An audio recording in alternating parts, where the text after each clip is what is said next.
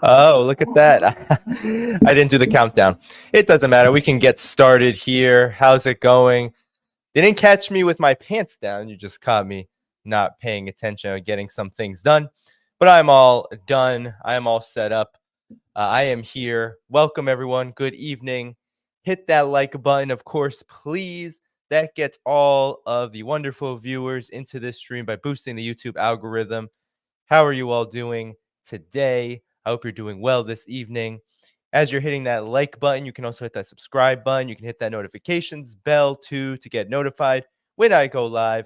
And of course, you can support this program in all the various ways, the best being Patreon in the video description. There's also Substack. There's also one-time options like Buy Me a Coffee or PayPal if you want to become a member of this program. That is also an option too. So we have a jam-packed program today. We are covering the gambit today of what's happening in the world. We will go to Ukraine, where we see Zelensky, and as you could see from the wonderful thumbnail, thank you to Aria, who works over at the DD Geopolitics for making that wonderful thumbnail of Zelensky putting on a few pounds because of NATO largesse. As you can see, it doesn't really go toward anything effective. It goes straight down his coffers. And the reason why I put that up is because, well, we're talking about Ukraine spiraling to defeat, and there is much to discuss there. So we also have on deck, we're going to talk about Israel. We're going to talk about how the onslaught that Israel is committing right now in Gaza is starting to accelerate some global trends that we talk a lot about here on this program.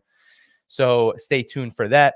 And then at the end, I will talk about what is a pretty damning report out from Bloomberg talking about sanctions on Russia and how they have not only just been defeated and circumvented, but now you have a pretty unprecedented economic boom coming from Russia. And I will go over those reports. So that's what we got on deck in terms of content. We have a lot to get to. So we are going to get started very soon. Be sure to hit that like button, hit that subscribe button, please. Both are very important to making sure that this stream and this channel continue to grow. Of course, hit that notifications bell so you know when I go live, or at least are more likely to know when I go live, and support this program in all the ways that you can if you're able to. There's so many different options: Patreon, Substack, PayPal, buy me a coffee. It's all in the video description. You can also become a YouTube member. I think we have a new one today that I will shout out later. Shout out to all the Patreon members in the audience. Shout out to all the Substack members, paid members in the audience. Of course, shout out to everyone who buys me a coffee, PayPal, all of that good stuff. And of course, shout out to anyone who is just watching, because it is very important to keep coming. And shout out also to the Rockfin community and the Rumble community for helping to develop alternative platforms when the mainstream platforms like YouTube end up repressing us. So we're going to get started really quickly. All right, we're going to get started very shortly. Hello to everyone in the chat. Hello to all the moderators. Thanks so much for all of your hard work. And after a swig of water, I am dealing. It's gotten dry. It's a dry season, cold season. So after recovering from a cold, I am dealing still with some lingering cough. So apologies for that in advance. I'm going to drink some water, and we're going to get right to the content, okay? All right, everybody, here we go. Here we go.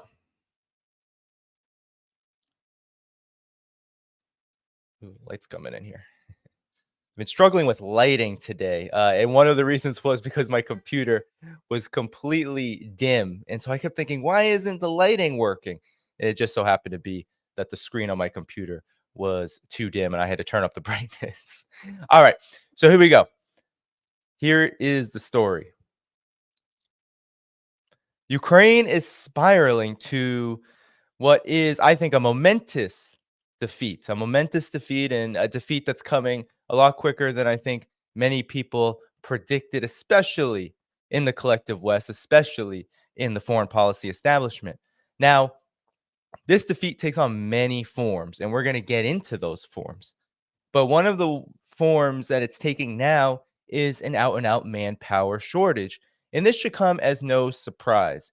Ukraine has burnt through several armies since February 2022 that NATO attempted to arm and fund to the teeth. And now there really is nothing left. There have been many reports, of course, about all of the various ways that Ukraine has tried to address manpower shortages, including conscripting older women, children, etc., but none of it is working. So you have many fronts now where Ukraine is at a complete disadvantage. It's on the weapons front, the ammunition front, the political and diplomatic front, if anyone has been paying attention to that, where you have all across the board, even in the collective West, doubts about the future of Ukraine's war effort. Then there's the fact that manpower is starting to diminish, meaning that there are literally not enough troops, not enough soldiers for Ukraine to keep sending out onto the front lines. And again, this should come as no surprise. The counteroffensive alone, now on an official pause, even though there is some pretty heavy fighting at Avdiivka. I keep saying that wrong, but there's some pretty heavy fighting in that area of Ukraine. All of it points to Russia continue to make gains, and the counteroffensive as an overall military strategy is on pause, precisely because 90,000 Ukrainian troops, 90,000 were killed in action. That is a lot of manpower. And this doesn't even get to the fact that before this even started, the EU had conservative estimates of over 100,000 killed in action, when many believe it was twice to three times that many. So we're talking about massive, and I mean massive manpower losses, just out and out mass death. Russia inflicting heavy casualties. So these issues are starting to bubble to the surface. They're being admitted more and more by even the mainstream media in the collective West. So the manpower shortage in particular is of particular interest to CNN of late. They wrote, as the war grinds on, Ukraine needs more troops. Not everyone is ready to enlist. So I want to pay attention. We're not going to read the whole article, but there are some interesting, what I think the article, what CNN is trying to communicate to its readers, which tend to be on the neocon side of the political spectrum. What are they communicating through this article about this problem? So they said, on the global stage, Ukrainian President Volodymyr Zelensky has been consistently on message. In visits to Washington and other Western capitals, he has focused on keeping Kiev supplied with more advanced arms, ammunition, and financing. At home, however, he faces a human resources problem. The war is approaching the end of its second year, and Ukraine's military needs more manpower to sustain a bloody war of attrition against Russia, a country with more than 3 times the population of Ukraine. Valery Zaluzhny, Ukraine's top military commander, wrote in a recent essay acknowledging that training and recruiting troops was becoming a serious challenge. The prolonged nature of the war, limited opportunities for the rotation of soldiers on the line of contact, gaps in legislation that seem to legally evade mobilization, significantly reduced the motivation of citizens to serve with the military. It acknowledged a bleak reality, Zaluzhny did. Ukraine needs more people in uniform, and it needs them now. How serious is this challenge? The issue is clouded in part by official secrecy. So this is a running theme. So we don't even really know how challenging this problem is. We don't really know because it is a secret. Kind of sounds like how United States is being secretive about its arms sales and arms packages now to Israel as it conducted assault on Gaza. So there's a lot of secrecy when it comes to these wars. Kiev does not publicly disclose its manpower targets, nor does it reveal the total number of dead and wounded, although casualties on both sides since February 22 are estimated to number in the hundreds of thousands. And mind you, a lot less on the Russian side. There are mainstream sources that point to less than 100,000 on the Russian side. But nonetheless, this is the mainstream media, and they are going to try to create a false equivalency. Ukraine fills its ranks with volunteers, but also has a system of conscription that allows the state to draft men of military age. After the invasion, Ukraine imposed martial law. All males of 18 to 60 were considered liable for military service under this martial law and could be mobilized unless they were eligible for deferment. In 2023, the rules of military registration were updated to include women. Both measures stopped short of full conscription. Martial law introduced draconian travel restrictions. Men between 18 and 60 are generally barred from exiting the country, although there's a wide range of exemptions covering from everything from single parents of young children to professional athletes. And mind you, a lot of Ukrainians left anyway. A lot of them did. A lot of them went to Russia. A lot of them went to other countries. A lot of Ukrainians ended up leaving anyway. While it's difficult to get exact portraits of how Ukrainians are responding to the call to serve in the military, officials have acknowledged publicly that evading military service and enforcing mobilization is an issue. At a briefing November 9th, State Border Service of Ukrainian spokesperson Andrei Demchenko said that in over the last 10 months, 43,000 citizens of Ukraine were refused exit at the border, meaning you have a mass exodus of Ukrainians not wanting to fight. The reasons were different, but mostly because they did not qualify. Right. The war is sometimes simplified as an industrial context. Ukraine's Western backers are racing to produce ammunition for Kiev as Moscow ramps up domestic production of artillery shells and seeks supplies, of course, from North Korea. They always have to point that out. But it's also a recruitment contest against Russia. Mobilization is a matter of survival for Ukraine, blah, blah. They don't even say anything really important. They're just posing the problem. But look at these highlights. This is what Ukrainian soldiers are saying, Ukrainian troops and people who are either in or considering to join the Ukrainian armed forces. If the war continues, as it is today, there's no way to avoid conscription, says Major Victor Kasil in the Kartia Brigade. So he was in charge of recruiting. Civilians have become too relaxed, says Mark Hovley, 29, who was a civilian volunteer supporting the military. He's willing to be mobilized. So civilians are too relaxed. The rate of sexism is pretty high in the army, says Maria Zaika, 31, at a pharmacy network. She's ready to register for service. So you see how they're talking to everyone who's supposedly ready, but they're giving you alarming messages of the problem. What has this country given me? Says Yevhin, 32, an IT specialist. It is not the steel that win, it's the spirit. Okay, I strengthen the GDP of this country. He wants to avoid conscription because he works and he doesn't want to die. They do not realize what they're getting into, says an Army Lieutenant, Dmitro Kostyuk, currently undergoing rehabilitation after being wounded in July. So do you see what's happening here? This is not just about the conscription issue. This is about the losing war effort. When you have even these are the most enthusiastic volunteers, the most enthusiastic members of the armed forces that they wanted to interview about the problem of conscription. All of them are sounding the alarm about major problems, both internally and with the war effort. So all in all, what CNN has pointed out is a major problem that is not getting a lot of attention, which is Ukraine. They always talk about weapons. And yeah, weapons are important. But if you have nobody to fire the weapons, well, you lose. You lose the war. That's what happens. If you do not have people, and this is the thing with modern warfare, robotics, and AI, and all this stuff, we're all supposed to think that big tech is going to fight all the wars for us. But in a war like this one that NATO provoked, that NATO built up for, this is a war that requires manpower. This is how NATO decided to fight this war. It really was the only way. They had to sacrifice basically all of Ukraine in order to fight this kind of war, any kind of war with Russia. And here now we are seeing the major consequences. And remember, the Ukrainian armed forces is not simply a military that is of indigenous Ukrainians, so to speak.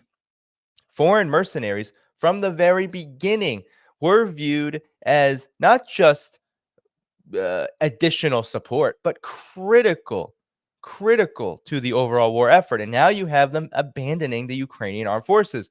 Fresh troops who arrived to fight for Kiev often say they did not realize how bad the situation is, says Lieutenant Dmitry Katsyuk.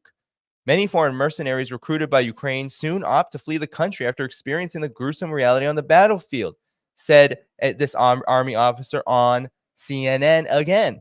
Moscow has previously said that Kiev is using soldiers from other countries as cannon fodder to breach Russian defenses. In an interview with the American network, Lieutenant Dmitry Kostyuk said that his platoon, which was deployed not far from Artyomovsk, also known as Bakhmut, a scene of fierce fighting in recent months, ran short of personnel and was replenished by 12 foreign fighters. According to the officer, while some mercenaries join the fray because they are attracted to the romance of war, others go because they see fighting as their professional activity or because it is a good line on their resume. So again, these aren't necessarily reasons that offer a lot of inspiration, a lot of enthusiasm, right? When you go to war because you want something on your resume, it's not likely that you're going to stay in a job that could lead to almost certain death. So Kostyuk noted that, unlike Ukrainian citizens, foreigners are free to terminate a contract with the military. After seeing what the hostilities look like, almost half of the people said, no, this is too much. This is not the kind of war we signed up for. He also criticized the mobilization campaign, which has been marred by numerous corruption scandals and draft dodging, by noting that Ukraine's attempts to force its citizens to join the army produce soldiers who are reluctant to fight. So the Russian military has warned foreign mercenaries recruited by Ukraine that they are viewed as a legitimate target, launching long-range missiles on their training camps on numerous occasions. In July, the Defense Ministry in Moscow said that throw units of foreign mercenaries into so-called meat grinder assaults on Russian positions, with those injured troops being the last to be evacuated. So this is what Kiev does. They throw units with foreign mercenaries into the meat grinder so that they can be the last to be evacuated. Essentially, they are the definition of cannon fodder. So around the same time, Moscow estimated that since the hostilities, more than 11,000 foreign mercenaries had arrived in Ukraine, with almost 5,000 of them fleeing the country after seeing how they were being treated by the military and local authorities. The number of foreign fighters in the Ukrainian army was estimated at just over 2,000, according to the defense ministry. So an exodus. You're having an exodus of the foreign mercenaries, which, while critical, I mean, we're talking about over 10,000 of them being recruited to aid in the war effort. Many of them are leaving. Many of them are saying, can't do this anymore, to the point where it has shriveled down to just a few thousand. So now we definitely have to talk about the weapons issue, because as you have probably been following, there has been a complete shift in the aid to Ukraine that has been a staple. Most of the time when we're talking about Ukraine, we are highlighting these ghastly packages, right? Overall, and there's been over 40 plus billion in military aid alone, and over 100 plus billion in overall aid from the United States. This is from the United States alone.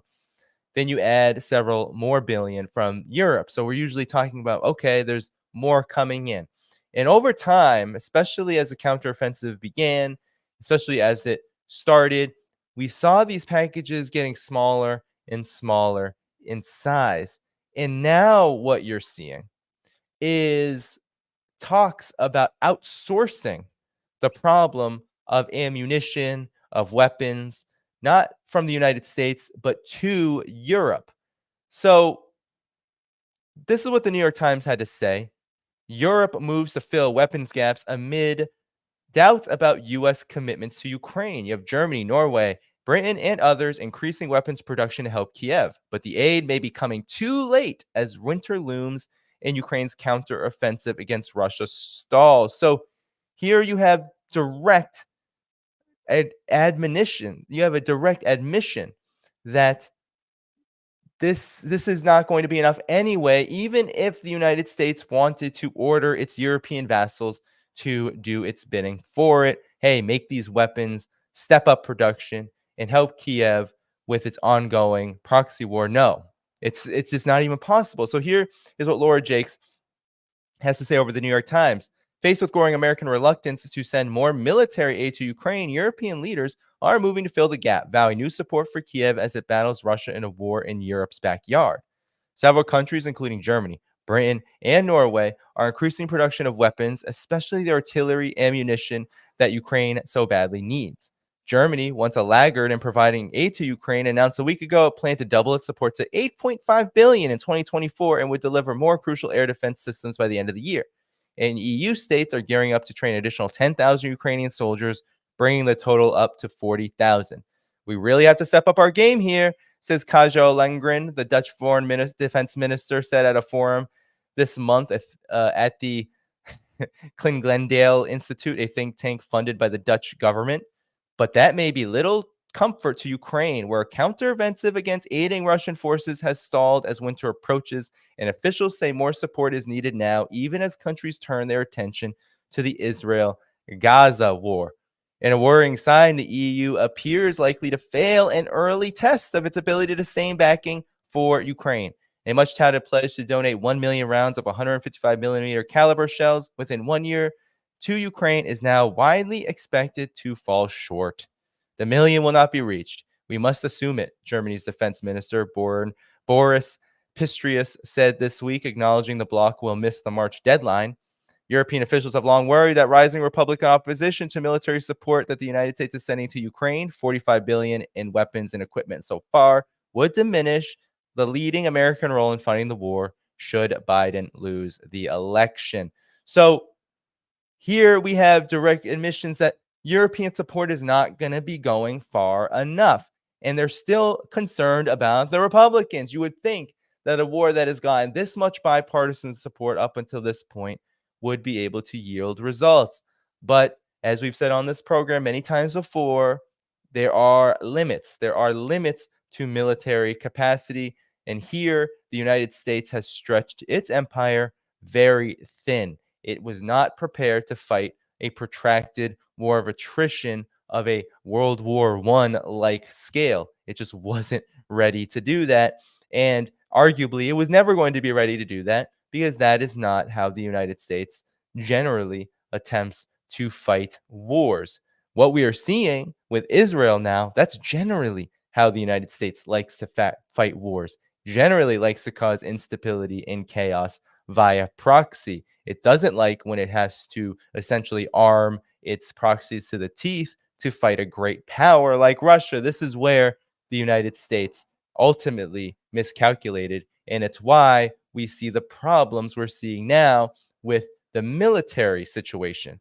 And so they talk about the standoff and the funding, and they talk about Joseph Borrell said, of course, that Europeans supposedly have the means to do so, have to be willing politically and materially to help Ukraine and continue to do so, even take over from the United States if, as is likely, its support diminishes. So I don't even have to go on more because that is Jungle Joseph Borrell.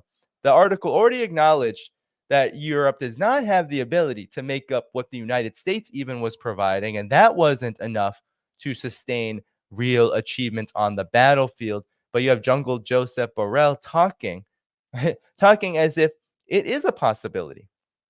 Well, reality bites. And here is another dose of reality. So even well before that article came out, it was always a ridiculous assertion to think that Europe, this is back in October, to think that Europe could actually make up for the shortfall. Here's Voice of America, basically a CIA rag, says NATO warns of ammunition shortages due to the war in Ukraine.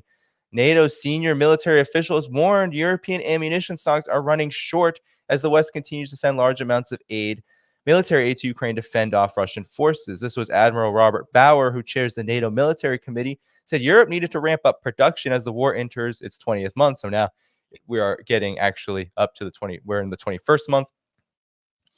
And of course, we're heading to 2 years.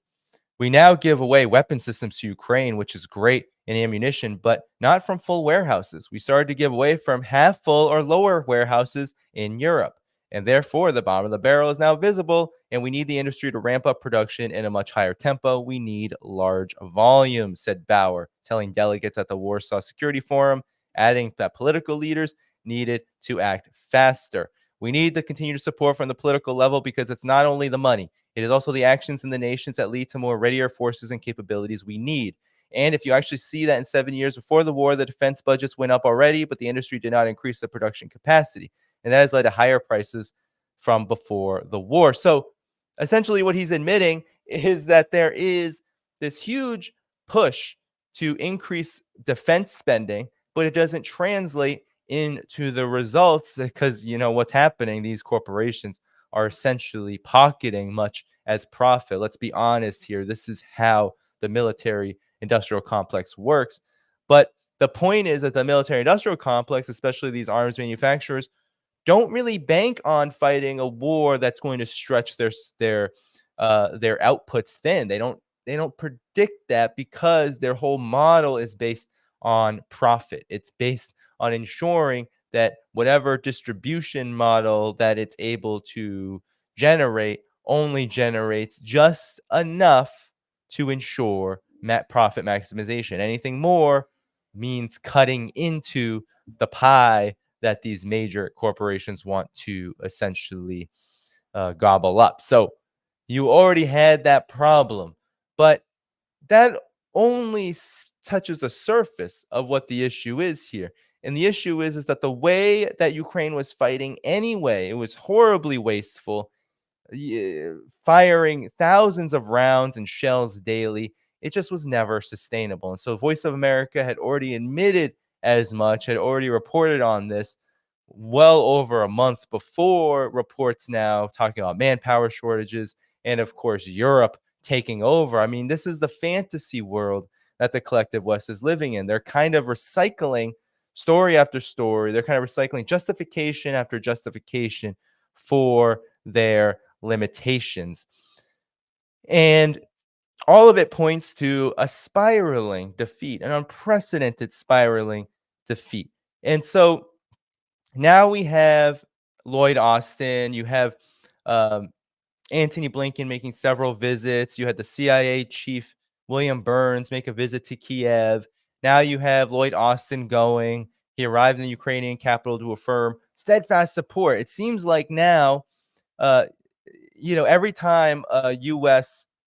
Representative, every time someone from the Department of Defense or the State Department, Blinken, Austin, go, they're having to basically come out and say, I'm here today to deliver an important message. We continue to stand with Ukraine. We steadfast support, and we understand you have urgent battlefield needs, but none of it translates to actual change. And because this is all about saving face and buying time, but time is essentially running out for Ukraine. It's running out for NATO in this arena. It's why they are so enthusiastically investing so much time and resources into West Asia so Israel can continue its onslaught.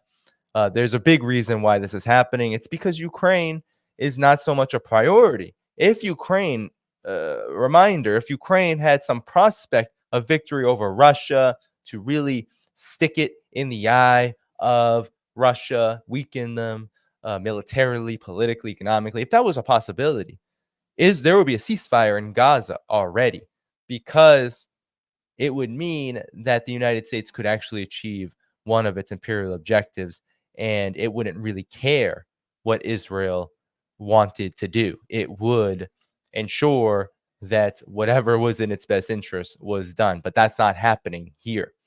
So here we have, lastly, Ukraine must brace for loss of U.S. support, said ex-ambassador Valerie to Ukraine, Valerie Chaley. Republican opposition is complicating White House efforts to support the country's military. So the former envoy to Washington from Kiev, Valerie Chaley, said that Ukraine should brace for potential political crisis in the U.S. that could undermine further military assistance with the embattled nation. Now, let me tell you one thing. There will be no political crisis around Israel and Gaza, right? So this is fundamentally different. This is about one war starting and another one ending. Let us be clear here. Out of the three scenarios that we've been talking about for a long time, our government has, for some reason, considered the most optimistic scenario. What is happening now is actually the worst case scenario. So, again, trouble. We don't know what's going to happen next. It's clear that there will be a decrease in aid. I expect this level of support will not decrease drastically until the summer. But we now have to think about the fall next year, when the U.S. will most likely enter a political crisis, and it will be difficult to close the budget for the year. So, really, what a lot of these forces are talking about is that Ukraine not really having passed the next year. Some are saying months when it comes to the battlefield situation. But in terms of the next year, what a lot of people are predicting is that the slowdown around this conflict is going to be so grave that it essentially will not exist as it did prior, meaning that Ukraine lost. So spiraling to defeat is exactly what is happening here. Ukraine is now yesterday in terms of significance to the U.S. foreign policy establishment, to NATO. They are trying to keep playing up that there is possibilities for rectification and, of course, for some kind of victory. But we're hearing all of the rumors, the reports about peace talks potentially, about pushing Zelensky, about political changes in Kiev possibly. We've had over and over again, whenever you hear rumors or reports like that, you better believe that all options are on the table. And I think the biggest option now on the table is the slow and steady descent of Ukraine into yesterday's war, so that there can be a regrouping. And the regrouping now is happening and coalescing around what Israel is doing in Gaza, what it's doing to Palestine. But that too will have a sense of temporary relief, because that too cannot last as it is going on right now. There will be changes coming there too. So really, we're talking about a chicken with its head cut off. That's what the U.S. empire is. It doesn't really know which direction to run, where it should point its guns next. But we do know that Ukraine is spiraling into defeat, that Zelensky, The only thing that NATO largesse has done is to make himself literally fat with arrogance, with hubris, and of course, with the utter corruption that comes with being a puppet regime of the empire. So there has been no victory. In fact, the defeat is already here. It is just how deep and how badly it will eventually turn out to be once the dust has settled on this proxy war.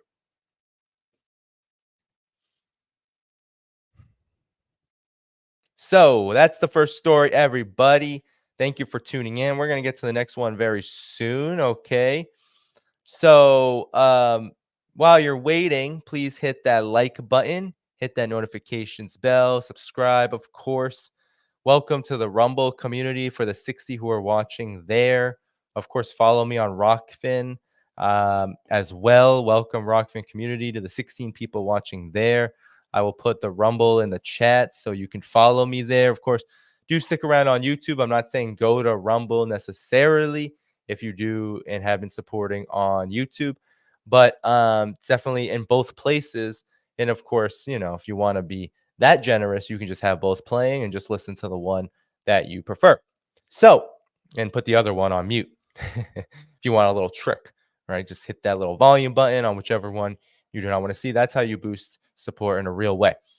Of course, you can support this program in the links in the description from Patreon, Substack, YouTube membership. There's also PayPal, Buy Me a Coffee.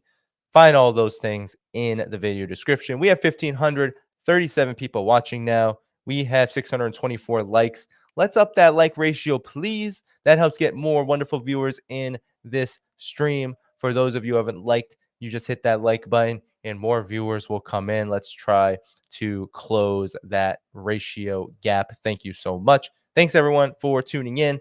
We are going to get into the next story right now after a drink.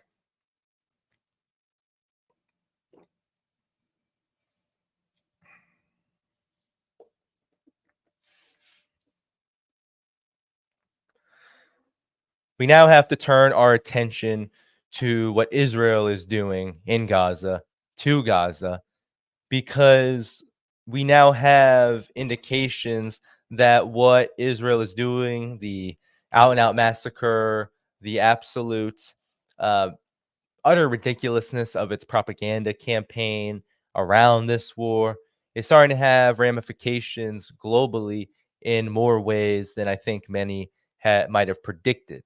So the ongoing assault on Gaza continues to be bloody, violent, outright genocidal. Israel took and is essentially invading hospitals as if they are colonies, putting up its flag. And Al Shifa Hospital was the last reportedly taken, but of course, the Indonesian hospital continues to be bombarded. And Israel's bombing campaign has not stopped. There's talks about ceasefire maybe being broker talks. The United States keeps intimating that maybe something is going to happen, but we have not gotten any indication that there's anything significant on the way. Potentially a days long pause. Israel is fighting hard against the United States, even to push back on even 5 days. So we're talking about a war that could be lasting a very long time. Now, friend of the show, Scott Ritter, was on George Galloway's program, and I think it is fitting to hear his reaction to this ongoing rolling war crime because it sets the stage for the ramifications, the responses to this that are starting to roll in, especially with regard to all of the reports, all of the entire basis for this conflict bursting asunder under the rubble, not just of Gaza and the people of Gaza and their infrastructure, but also the rubble of lies that is also being left from the bombardment and the justifications for the bombardment. So here's what Scott Ritter had to say. Let's put him on just for a couple minutes because I think he gives good context into how we should look at this. So here we go. Absolutely. Look, the Israeli Defense Forces brought nothing but shame to it during the course of this entire campaign. let's just be straight up honest. They were beat in a stand-up fight on October 7th by Hamas, and they were humiliated. And that humiliation is carried over into this operation that's taking place. This operation has very little to do with actually trying to accomplish legitimate military objectives, and everything to do with exacting revenge on a helpless Palestinian people, because that's what Israel is up against. Hamas, after carrying out what I call the most successful military raid this century, because it wasn't an act of terrorism. What Hamas did on October 7th was a classic military raid with classic military objectives, and they accomplished them all. Then they withdrew to prepared positions. That's the final act of a raid. Their prepared positions happen to be underground, as they are wont to be if you want to survive with Israeli air supremacy, etc. And Israel has gone into Gaza knowing that they're not going to close with and destroy the Hamas enemy through firepower maneuver in classic military terms, that they're going to instead carry out collective punishment against the citizens of Gaza, the innocent Palestinian people. And So that's what it is. Collective punishment. Remember those words, collective punishment. And you can even go so far, because I think Scott Ritter is also making this point, and there's a lot of opinions about the effectiveness of what the resistance did. But, with Scott Ritter saying very effective, others saying not so effective, look at the costs. But I think really important is this idea of collective punishment. That's what this is, a genocidal collective punishment campaign. And as we are going to talk about later, it's starting to have consequences as the propaganda starts to unravel and the world feels pressure mounting to end this onslaught. and they're not even hiding it now. In addition to these horrific visuals, I mean, raising the flag over a hospital. Really, look, I come from an organization whose defining moment is characterized by Marines raising the flag on Mount Suribachi. Of the 250 Marines that went up that mountain, 27 lived. 27 out of 250, because it was a real war, a real war. We earned the right to plant that flag on Mount Suribachi. These Israelis that put the flag above the Al-Shifa hospital, they should be ashamed of themselves. I hope that their pictures are taken, that their faces are recognized and broadcast around the world. So wherever they go to try and get somebody to buy them a beer for being a man, for raising the flag, instead people will spit in their face, because that's all they deserve. Arguably, they deserve more than that. But of course, this is a family friendly program. So use your imagination. If they can walk out of Gaza alive, because this battle ain't over yet. Hamas is still there. There's a lot of fighting left. George, I don't want to sound like I'm glorifying war. I'm not. My ideal solution right now is a ceasefire that brings an end to this conflict, gets the Israeli troops out of Gaza, gets peacekeeper troops in Gaza, and gets humanitarian supplies to the people that so desperately need it, so that the international community can begin the business of talking about how do we make sure that this never happens again. That should be everybody's priority. It should have been Israel's priority on October 8th. Not to say how do we exact revenge, but how do we prevent this from happening again? How do we prevent an October 7th from ever happening again? Because everything that's transpired since October 7th has turned international opinion away from Israel. Had Israel taken a different stance on October 8th, a stance that said, we understand why this happened. This is painful for us, but we need now to recognize that the Palestinian people. So I just want to say that we can pontificate on the if. Unfortunately, I think we've been down this rodeo before with Israel. They've never been very self-reflective on the reasons why Palestinian people resist their occupation. In fact, I think all this shows is that, and as we've heard from Gallant, right, the defense minister, as we've heard over and over again from Israeli forces and their leadership, it's pretty clear that They do not do this kind of self-reflection, and it was never going to be the case. The results speak for themselves. Have to have a homeland. The only way to disarm Hamas is to give the Palestinian people a homeland. And then Hamas loses its right, its need for militancy. But that's not what Israel's doing. They claim they're trying to defeat Hamas. But understand this, Hamas isn't just fighters to be killed. It's an idea. It's an ideology that has taken root now. If you wanted to kill Hamas, Israel, you're doing the exact worst thing, because Hamas now is being embraced by people who never would have embraced Hamas. The idea of Palestinian statehood is now mainstream like it's never been before. George, this is the greatest defeat Israel has ever suffered, and they don't know it yet. So the reason why I wanted to play that was because at the very end, this is something that people are wondering about. Is Israel winning this? I mean, the casualty numbers, the Palestinians who have been killed, all of this, it looks like Israel's doing quite well. They have body bags, mass graves. I mean, even though there are atrocities, a lot of people are feeling pretty hopeless about the situation across the West. But I think it's really important to note here that wars, especially wars of a colonial nature like this, tend to be like this. Palestine is not alone. If you look at the situation with Vietnam, with Korea, all across the African continent, everywhere where there's been a war of liberation, where there has been a colonial versus a colonized people in a colonial state, what generally happens is, of course, the more vulnerable people, the people who are being occupied, they tend to die in much larger numbers.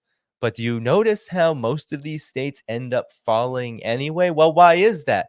It's because eventually the legitimacy from within them crumble and the resistance only mounts. And so Scott Ritter, when he says, this is how I interpret it, when he says they don't even know that they have suffered a defeat, it's because, yes, we could say, and I do think this is true, that regardless of whatever you think of Hamas, all of this activity, all of this destruction, all of this genocidal, just outright slaughter that Israel is committing only strengthens the basis for resistance. So, yes, that could be Hamas. It could also be with the several other groups vying for leadership. And that's one of the big issues for Palestinian resistance, is figuring out how to both unify as well as assume some kind of leadership structure, because you know, Hamas has its contradictions, and people in Palestine, the Palestinian people, have to choose for themselves, of course, who will be their rightful leader.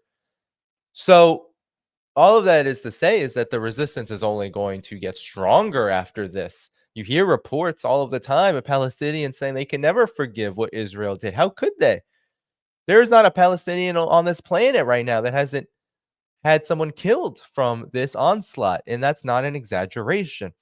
So this is also to note that as a colonial regime like Israel loses control of its ability to rein in its worst excesses, as it begins to overstep the bounds of what is generally acceptable, then you start to see its narrative crumble. And I don't think we have seen in recent years.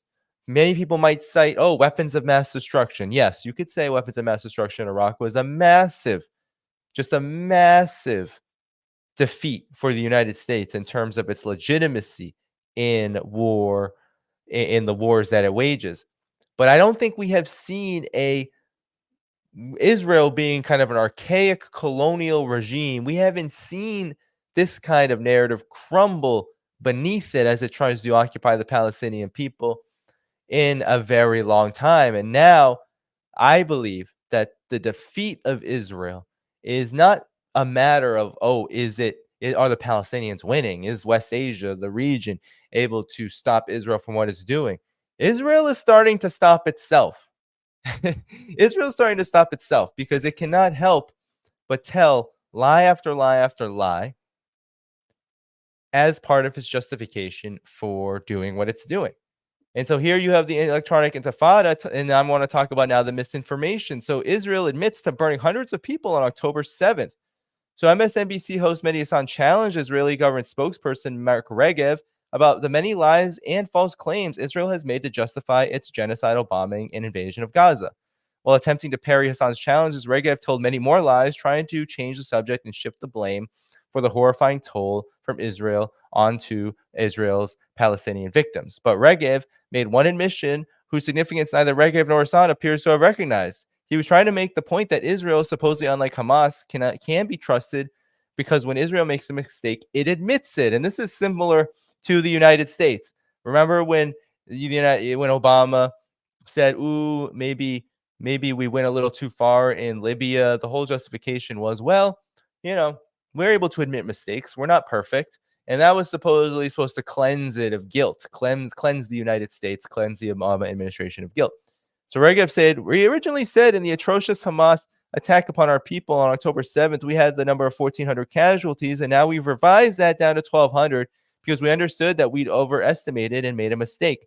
They're actually bodies that were so badly burnt they thought they were ours. In the end, they were actually Hamas terrorists. Who burned them is the question. So evidence Israel has killed its own. So Regev's statement is significant. Is a significant addition to the mounting evidence. On October 7th, Israeli forces went on a panicked rampage, firing wildly with powerful weapons, indiscriminately killing both Palestinian fighters and Israelis who were with them.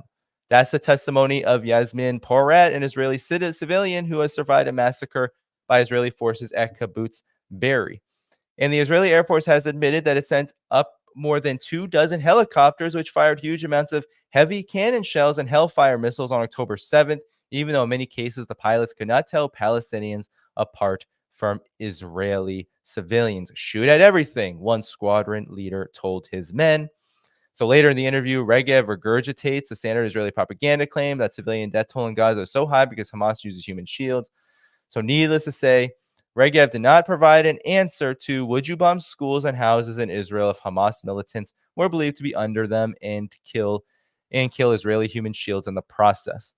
So essentially, Israel has proven there's more evidence of this. The Nova Music Festival is often used as justification for Israel for this destructive onslaught on Gaza.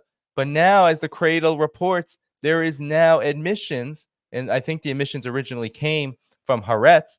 Israel admits it killed its own people at Nova Music Festival. A police investigation shows Israeli Apache helicopters opened fire on attendees of the Nova Music Festival during the October 7th attack. So you probably have seen these vehicles burned up. We've seen them. I think RT had a whole kind of video footage going over showing the damage. And people have to wonder, well, who did that? Does Hamas have the capability of doing that? Much less capable, much less efficient than, say, Apache helicopters, as well as the most destructive weaponry that America, the United States, and of course Israel can offer.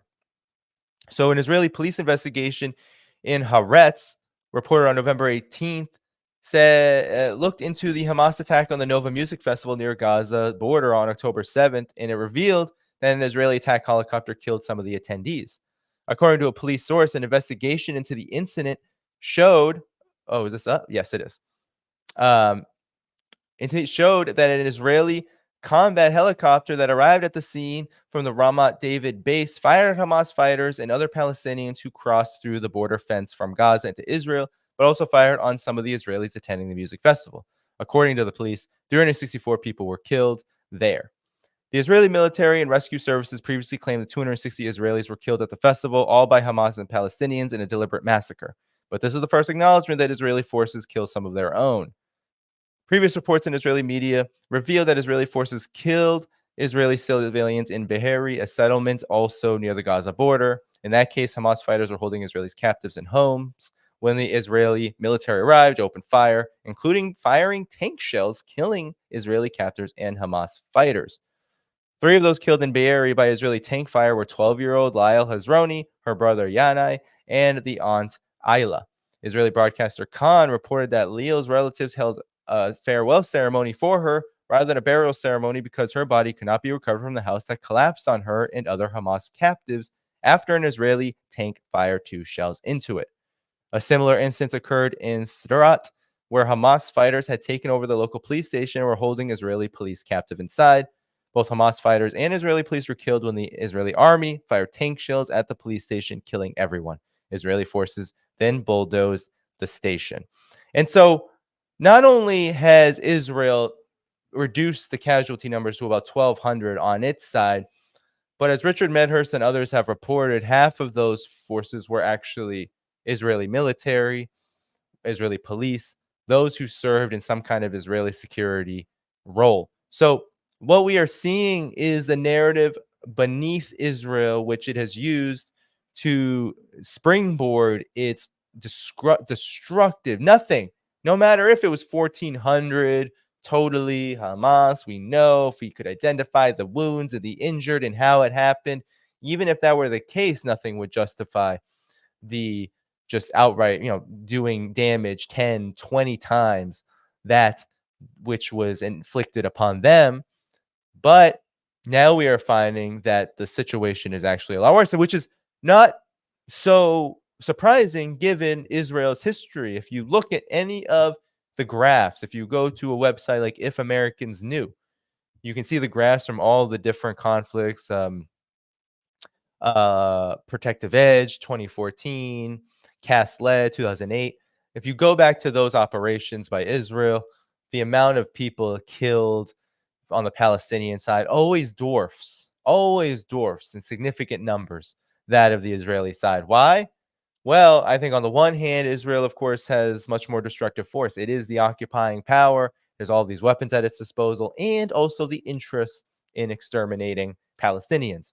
On the Palestinian side, regardless of what you think of Hamas, Hamas does not have the same interests as Israel. If it went just systematically butchering people, which I think is a ridiculous assertion, no matter how you slice it. But even if, but even if you look at it from that perspective, they just don't have that interest. It wouldn't get them anywhere. They don't have the firepower. They don't have the means. And so you're never going to get casualty numbers anywhere close, no matter what you think of Hamas. So in any event, the point here is that the narrative is starting to crumble, and it's having global ramifications, huge global ramifications for Israel. And so I'm going to go quickly over this. We have developments now arising. One, you have the United States definitely in the background with Qatar trying to get a ceasefire done before the United Nations does. That's kind of the impetus here. The United States does not want to be constantly put on the UN spotlight where it cannot accept a ceasefire because it will then be accused by its so-called Israeli ally, but really what I think is its essentially Israeli partner as betraying them. So the United States is towing humanitarian pauses, and it's trying to do its own thing. It's trying to get something done where it can save face and allow Israel to get most of what it wants. But you have fractures happening. Eventually, all of Europe, right? Europe is feeling a lot of pressure.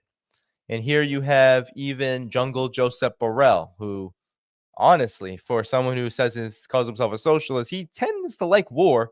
He says, though, that Israel must obey the rules of war, and that even though the Hamas attack was terrible, it does not justify the horror on Gaza.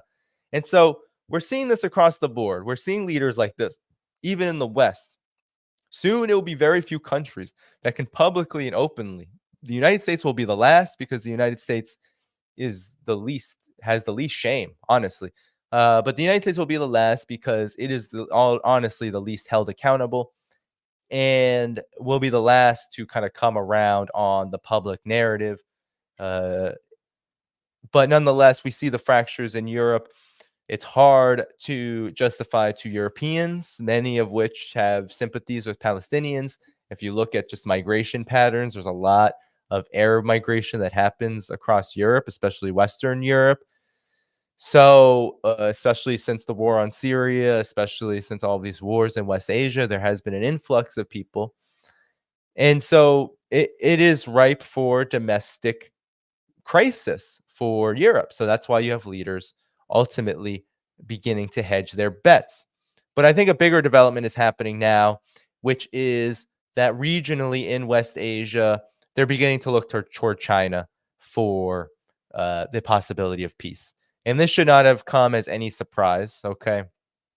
So here we have Press TV reporting China hosts a Muslim majority nations for urgent action on Gaza. So diplomats from Arab and Muslim majority nations have called for an immediate end to Israel's bombardment of the Gaza Strip as they meet at a summit hosted by the foreign minister of China, Wang Yi, who welcomed counterparts from Saudi Arabia, Jordan, Egypt, the Palestinian National Authority, Indonesia, as well as the head of the Organization of Islamic Cooperation for a two-day visit on Monday, the 20th of November. The Chinese minister called on the delegates to work together to quickly cool down the situation in Gaza. The summit is the latest attempt by Beijing to put an end to Israel's air and ground attacks against the besieged Palestinian territory, which have killed more than 13,000 people and over 5,500 children in 6 weeks. I think we're getting casualty numbers going higher. Let us work together to cool down the situation in Gaza and restore peace to the Middle East as possible, said Wang Yi. A humanitarian disaster is unfolding in Gaza, where it affects all countries in the world. He noted the grave violations by Israel against Palestinians are questioning the human sense of right and wrong and humanity's bottom line. The message is clear, said Saudi Foreign Minister Faisal bin Farin al-Saad. The war must stop immediately. We must move to a ceasefire immediately, and relief materials and aid must enter immediately. So this is what's happening. That's the image in China. First stop. And Saudi's foreign minister, Faisal, was very clear, and that would be the first step. So what we're having is coordination among the BRICS countries. I mean, that's basically what's happening. And it's getting deeper. The BRICS countries are actually hosting a virtual summit, again, reported by Press TV. We have South Africa to host BRICS virtual meeting on Gaza as proposed by Iran's president, Mr. Ibrahim Raisi. Upon proposal of Iran's President Ibrahim Raisi, the leaders of the BRICS group of emerging economies will hold an emergency virtual summit to discuss Israel's ongoing onslaught against Palestinians in the Gaza Strip. So Cyril Ramaphosa of South Africa will deliver the opening remarks on Tuesday. So that's tomorrow. It's noted that 6-member and invited states will deliver separate statements on the crisis in Gaza as the Israeli regime continues its relentless attacks. Ramaphosa added that the 5 current member states have reached a consensus on the first phase of the expansion process and have invited the 6 states to become new members from January 1st, 2024. So essentially, BRICS is getting involved. Unclear, though. There's still a lot of lack of clarity. I think there's still a lot of issues. And here is the Times of Israel reporting on it as well. China says it is a brother to Islamic nations. And one thing that this article and the Times of Israel notes, which is important, is how Israel is actually pretty angry at China for not condemning Hamas out of hand. So essentially what you have are Arab countries, Muslim majority countries looking to China as a possible broker and mediator of peace. Now, the big problem with this is that you have the United States and, of course, Israel completely intransigent on this idea of any kind of ceasefire or peace at all at the moment. Things could very well change. I think that's what China and, of course, these Arab countries and the Muslim majority countries are aiming for. There was a lot of disappointment at the summit held in Riyadh between the Muslim majority countries and the Arab countries, where there was no real there was nothing really done beyond a statement. There has been a lot of disappointment, I think, worldwide on the regional actions being taken. Some people wanting Hezbollah to go all in. Some people seeing Saudi Arabia and these other monarchies as being completely complicit. While there may be truth to all of this, especially the latter point, the fact remains that there are very complicated geopolitical circumstances that all of these countries are navigating, in particular China, which its principal strategy is going to be using diplomacy for the means of peace. There's going to be no other capacity that China will take to put an end to this onslaught. And the reason for that is because, as you can see from the situation in Ukraine, the situation in Gaza, the situation worldwide, when you attempt to use force to get what you want, guess who will use force back at you with deadlier and mightier intentions? It's always the United States. And that is always the crux of the matter here, is that Israel, of course, is unhinged, out of control. It has its own aims, its own interests, its own plans, but we cannot sit here and not admit that it is the United States that makes it incredibly difficult for any kind of ceasefire, any kind of solution to this crisis to occur, any kind of solution to this crisis to happen. The truth of the matter is that the Palestinian people, of course, deserve a state. Of course, they deserve self-determination. Of course, it doesn't even really matter in retrospect. Of course, there's the two-state solution that is UN recognized. But in truth, if we broadly interpret international law, it doesn't really matter how or what it looks like. It just matters that Palestinian people have self-determination. What it looks like, of course, will have to be first of all, the terms of the Palestinian people, and then second of all, the terms of a global community that supports it. So, all in all, the big problem here is that the United States stands in the way. It stands in the way with its its regime partner, its deadly, just out of control partner, the Israeli regime, with nuclear weapons, the United States with nuclear weapons, the United States willing to use the deadliest force to protect its so-called allies. This is, especially its so-called Israeli ally, this is the major problem that stands in the way of China, that stands in the way of the BRICS countries, that stands in the way of the regional countries that want to see a basic ceasefire here. So that is how this geopolitically shakes out. You have, on the one hand, the complete and utter onslaught that is occurring right now in Gaza, which at the very best we can see will change, is a possible pause for a couple days, maybe 2, maybe 3, maybe 5 if the Palestinians are so lucky. Not much of a deal at all. Then you have the propaganda falling apart. The narrative has completely burst underneath Israel. It is going to become isolated. It's not going to win any PR war. It's not going to win any diplomatic war. It's not going to win on the diplomatic front. It is going to be more isolated regardless of what happens here, regardless of whether it achieves its most loftiest genocidal ambitions or it has to curb them. It doesn't matter. It will be more isolated after the fact.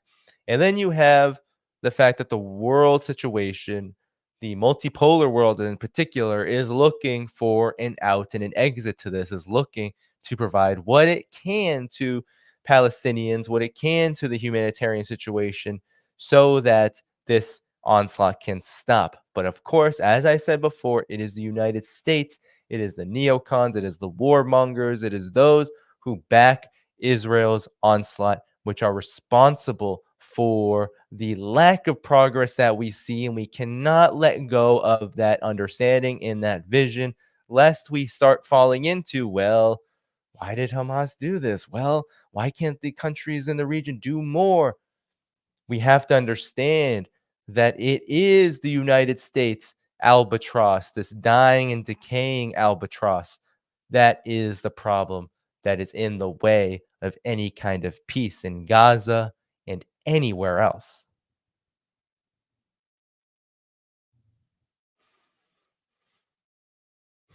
All right, everybody, that's the end of the second story. We got one more to go. We are doing great in terms of time.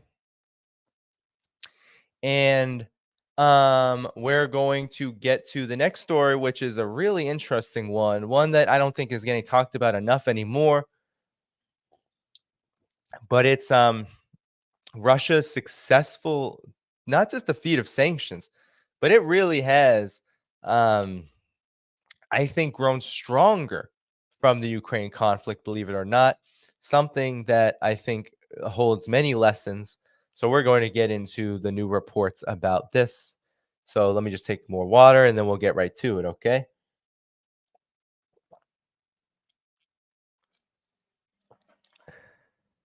All right. You can hear me maybe, huh? The mic is a little loud. We have 1,517 viewers and just under 1,000 likes. Let's get up to 1,000 likes and more.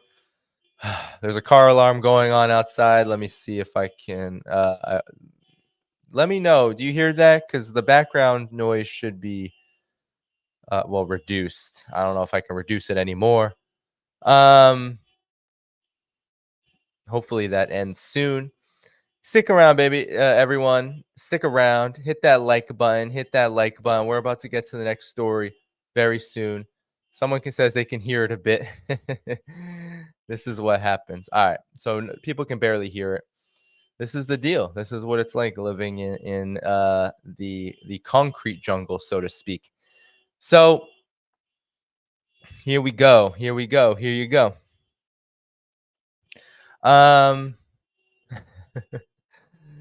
We are going to get right to it. There we go. Or not. All right, everybody. Let's get this story going. No one can hear it. All right, good. So sanctions.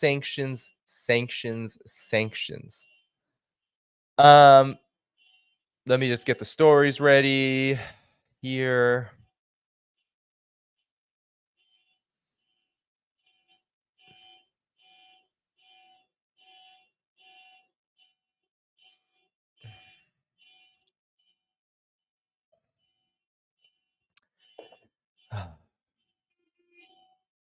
This is ridiculous. There's literally been like a car crash I don't know what it is about the winter time. I think people are just struggling. I turn down the mic volume a little bit. Hold on one second. Stop. Nope. All right, everyone. Let me just get started because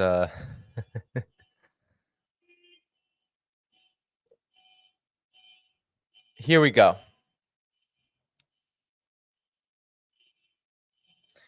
So let's get back to it. Thank you, everyone, for sticking around. Now you can hear it. Let me be right back. All right. I got to close this window. Yeah, that'll help a little bit. I'm going to turn on the be right back side. Stick around, and I will be right back. Here we go.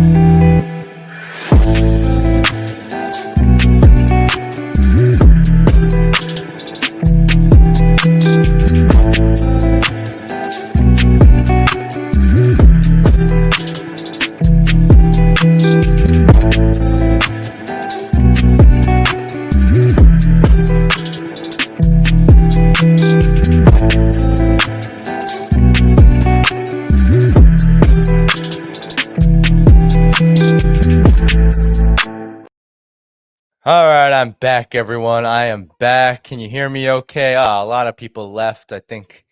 Come on, guys. I think we got almost 100 people plus who left, 100, 150 people. Everyone return. Let's go. I'm back. Attention spans. Let's get it going. Hit that like button. All right. I closed the window. And of course, right as I closed the window, the car alarm stopped. So hopefully it won't be that long. Hit that like button. Let's get going. All right. This is the last story of the evening. We still got 1,280 people here, but hit that like button, share the stream. Let's get more folks here. All right, here we go. Russia has not just defeated sanctions. It has not just defeated sanctions.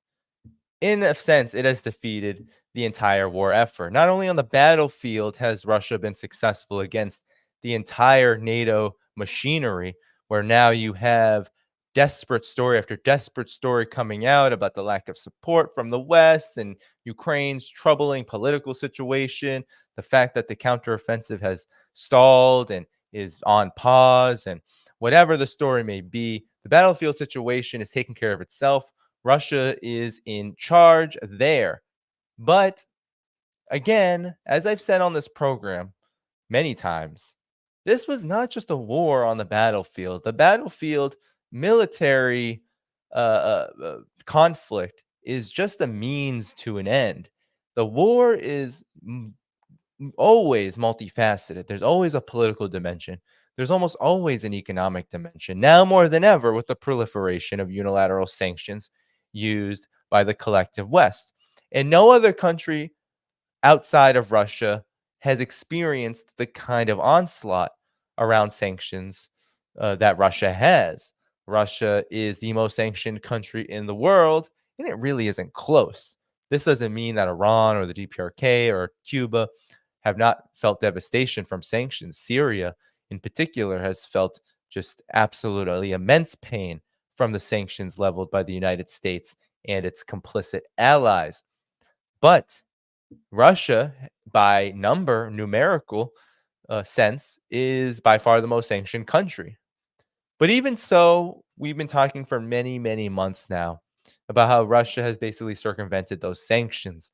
The ruble was increasing in value for many months, but that was only part of the story in 2023 in particular. Now, what we are seeing is a rebound for Russia out of not the sanctions regime, not out of the oppressive environment of the sanctions regime. No, not just that. But of course, Russia was operating within a global economy that was suffering from many different ailments. And Russia seemingly has also come out of those. So, in a sense, we could say that Russia has become stronger because of the conflict in Ukraine. And many observers, many analysts, even those who take the position backed up by fact that Russia has not only been able to circumvent sanctions and also go on to the offensive in terms of its objectives. But now we are seeing that this entire sanctions regime, the entirety of the global economic meltdown, has not affected Russia in the ways we thought it would. Because it's hard to imagine a country coming out of thousands of sanctions and ending up rebounding like Russia has. Well, Russia's now showing, according to Bloomberg, that it's not just rebounding, but it's actually winning. It's not just a matter of rebounding, it's a matter of defeating the very basis for all of this. And in no other way is this more clear than how Russia has defeated the sanctions on its oil sector. So even Bloomberg has admitted that Russian figures suggest, and of course they say this as if to say that it's not that legitimate, but here they are actually legitimizing the Russian figures. They're suggesting that Russian sanctions, oil sanctions on Russia are not working. Russian budget data shows revenues from oil are surging. Moscow has amassed a huge shadow fleet to deliver its cargoes. That's what they call it, a shadow fleet, meaning this is a fleet that is not bound by Western insurance companies and all the various supply chains that the United States and Europe are trying to squeeze Russia out of. So here they say the West sanctions on Russian oil exports are failing to deprive the Kremlin of revenue to fund its war on Ukraine. In Ukraine, meaning the measures are not succeeding in one of their principal objectives, whether in dollars or rubles, net or gross. Russian finance ministry data show that the money flooding into government coffers has been grinding higher for months. The figures beg the question as to whether the group of 7 nations, especially the US and Europe, will need to take more aggressive action if they really want to deprive Moscow of petrodollars. Their key tool for curbing that funding was a price cap that prevented Western firms from helping the transport of Russian oil for helping in the transport of Russian oil if it costs more than $60 a barrel. But one study this week showed that almost every seaborne cargo breached that threshold last month. Gross revenues from three main tax sources of petrodollars nearly doubled between April and October, coming to more than $13 billion last month. Bloomberg calculations based on the finance ministry's data show. So this is Bloomberg independently verifying, and they're independently verifying that the gross revenues from main tax sources in Russia of petrodollars doubled from April to October. The October earnings exceeded those of any single month in 2021 before the invasion of Ukraine caused unprecedented volatility in the nation's exports. So here you see the oil revenue rebound. So you have these, look at this. Look at the rebound in terms of the revenue from the summertime to October. It's only gotten better. We're talking about massive rebounds. Even after deducting sizable subsidy payments to the country's oil refining industry, which jumped $2 billion to $3 billion in August to September, a surge is clear. In October, the Russian refiners didn't receive any subsidies for domestic fuel supplies, which contributed to a substantial jump in Russia's net oil earnings for the month. A spokesperson for the U.S. Treasury Department said that while the first phase of the price cap focused on reducing the amount of revenue Russia gains from its oil sales, the second phase of the measure will focus on increasing the costs Russia has to pay to keep its tankers running. To do that, the department has begun sanctioning shipping companies and vessels it says transported oil sold above the cap and started to look for ways to increase the cost for Russia using its shadow fleet. So again, desperation.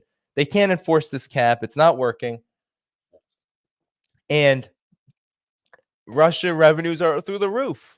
They're through the roof. Bloomberg is reporting this.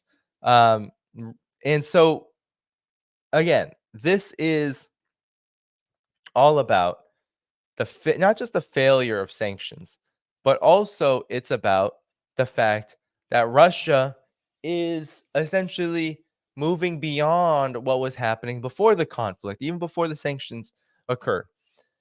So in December last year, the European Union all but halted seaborne purchases of Russian oil and simultaneously joined others in the G7 in imposing a price cap on Russia's exports.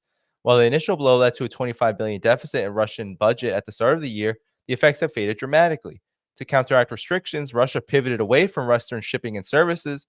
It's done so by using a vast shadow fleet of tankers that have unclear ownership and insurance status. Privately, European Union officials acknowledge that the price cap isn't working well. U.S. Secretary of Treasury Janet Yellen back in September admitted the approach was losing sting. So this reminds me of after Gina Raimondo went to Beijing, had this meeting, and then China decided to drop the Huawei Mate Pro 60 with all of this advanced chip technology that supposedly the United States had sanctioned China away from. Suddenly it released this phone, and Gina Raimondo comes back to the United States and says, oh man, I'm troubled that China was able to do this. Well, the same thing happened with with the sanctions on Russia. The United States is indeed troubled at the fact that Russia's economy did not collapse because of the attempt to suffocate and stifle and strangle it from the energy economy. So for the Russian government, what matters is revenue and expenditure in ruble terms. That dictates how easily the country can fund its budgetary expenses, including the massive military spending because of the Ukraine war and swelling social obligations before presidential elections in March. And there, the news is no better for the West. The three main levies are an output oil tax, an export duty on crude and fuels, and a profit-based tax that partly replaced the production tax for some fields. Revenue from those rose to 1.2 trillion rubles in October, the highest since April 2022. It exceeded any single month in 2021. Again, the revenues that are being made on these taxes are rising to any point in 2021. So Russia is doing better than the years before the conflict, in the year before the conflict even started. The increase in Russia's revenues comes as the price of the nation's barrel has been growing both in absolute terms and relative to the international Brent benchmark. A sharp depreciation of the ruble in the recent months also helped boost revenues from oil sales denominated in foreign currencies. The G7's price cap prohibited Western firms from providing shipping, insurance, and other services for Russian oil sold above $60 a barrel, In early 2022, the discount of the nation's crude to Brent widened to a historic high of more than $34 per barrel, according to Russia's finance ministry. So here we go. We're coming to the end here. It says diminishing discount as customers, particularly in China and India, became accustomed to using the shadow fleet. The discounts between Russia's flagship grade Urals international prices narrowed. It is now closer to $10 a barrel, with Russia expecting the gap to narrow further to $5. As part of its pivot toward trying to boost Russia's costs, the U.S. Treasury recently sanctioned 5 tankers for breaching the price cap. It has also written ship management companies asking them for information regarding about 100 tankers that moved Russian oil. It's not clear if the measure will do anything to dim the shadow fleet trade in oil. The European Union is also trying to make it harder for tankers that are beneficially owned by Europeans to be sold into the shadow fleet. That could ensnare parts of the Greek fleet, even if large numbers of vessels have switched over. According to a detailed analysis of exports, almost all seaborne cargoes were brought above the cap in October, the Institute said. So, again, they're saying that about 30% of oil shipments from Russia had some involvement from a G7 entity in October. So, again, we're talking about deep involvement from the G7, deep involvement. We're not talking about, oh, this is just, Russia being able to do it all on its own. No, they're showing, the Bloomberg is showing that the G7 countries also need Russia's oil trade to continue, which always was a part of the big issue with sanctions on Russia in the first place. And so what they are saying is that in October, basically all of the exports of oil from Russia's seaborne cargoes were bought above the cap in October. There are still pressures on Russia too, so they're going to talk about how they have to, the Russian government has tried to have its subsidy payments for refineries, but faced pushback from the industry as they want to cut budget expenditure. Full-size payouts have been reinstated for October, and the refiners will receive them from November, which will continue to put pressure on Russia's net oil revenues, affecting the Kremlin's flexibility. The U.S. So that, of course, they had to throw that in. Well, it's not all that great, right? Of course, nothing is perfect, right? The U.S. and its allies also argue that their sanctions have had a broader impact on Russia. The Kremlin spent billions of dollars on its fleet insurance and overall alternative ecosystem to sell oil without G7 involvement, according to a U.S. Treasury statement last month. The costs associated with this avoidance keep stacking up. So far, the G7 has no plans to change the cap, with the European Union considering stricter monitoring of the existing threshold as the alliance is working on a 12th sanctions package on Russia. I love this. Don't you love this? The Kremlin spent billions of dollars on its fleet insurance and the overall alternative ecosystem to sell oil without G7 involvement.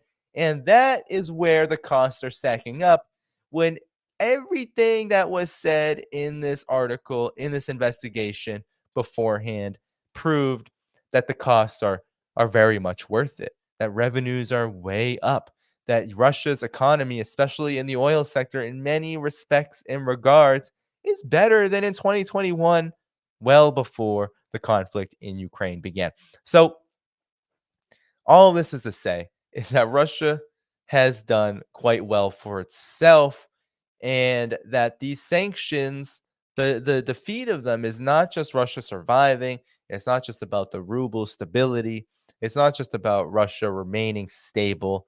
It's also about the fact that Russia is now moving into full recovery territory in its most sanctioned economic sector, and most important, which is the oil industry. So we also have to look at how how has this shadow fleet, how has this independence been capitalized upon? Well, it's been capitalized upon through partnerships and relationships with the multipolar world. Russia's ramping up, as you see here in reports, trade with Africa and Asia, says customs data. Data released this week showed exports to Asia jumped 226 billion in the first 9 months of 2023, up 10% in the same period in 2022. In Africa, exports surged by over 50% to 15.6 billion from January to September, compared with 10.1 billion a year ago. Russia imports to the two regions also increased, amounting to $140 billion in value. In the case of Asia, up by 40% from 2022. It's also boosted purchases from Africa, up 10% to 2.5 billion. Asian countries' share of Russia's overall foreign trade now account for about 70% Asia accounts for 70% of all trade with Russia. In contrast, Russian trade with the EU has steadily declined. Exports to the bloc plunged to just from 216.7 billion in January to September 2022 to just 65.3 billion in the same period of this year.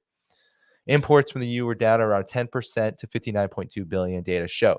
There's been a radical change in cargo turnover, the share and weight of countries in our trade. If previously EU countries accounted for 50% or more pre-crisis, pre-COVID times, now it is up to 16%, said the actor of the FSCS, Ruslan Dayadov, said. He added that trade with China and India was growing rapidly, while turnover with Latin America was also on the rise. So in effect, what has happened? The United States and Europe have basically cut themselves off from Russia, while Russia has built stronger and more robust relations with Asia and Africa, in particular China, in particular India, but of course the entire global South, and of course they threw Latin America in there for good measure. So all in all, what we're looking at is a complete shift in the world order made by the United States and Europe, made by the United States and the EU. They screwed themselves. They destroyed themselves. They laid the path for an acceleration in a trend that was already occurring. Because we have to be honest here that the sanctions campaign, the NATO encirclement of Russia, all of that was a long-term trend.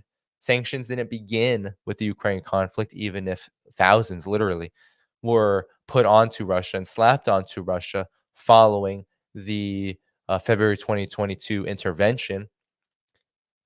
It was already happening. It had been happening for about a decade prior, at least, we could say. So this was a growing trend, and Russia was moving in this direction anyway. But now it is done, essentially. I mean, not done. There's still much more to happen. There's still much more integration to occur. There's so much more progress to be made. But in terms of the trend, in terms of the roots, those roots have been planted and they're never going to be taken up. They're never going to be pulled out. There are some who believe, even in Russia, I read articles in RT saying, oh, Russia will go back to the United States and Europe, I'm sure, soon. No. How could it? It's going to turn over back its trade? I don't think so. Because the United States can't be trusted. NATO can't be trusted. And they're not happy. NATO itself, especially when it comes to the China relationship, because we know how important that is to the United States and to NATO, how much of a threat that is.